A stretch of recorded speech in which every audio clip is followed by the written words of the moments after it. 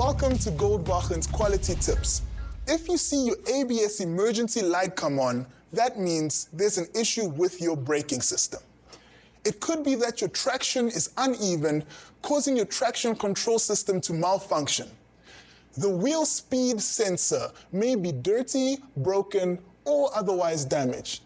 There's too little hydraulic pressure due to low fluid supplies feeding into the braking system. Or you may have accidentally turned off your ABS mechanism. Since faulty brakes are especially dangerous, you should find out exactly why your ABS light is on as soon as possible.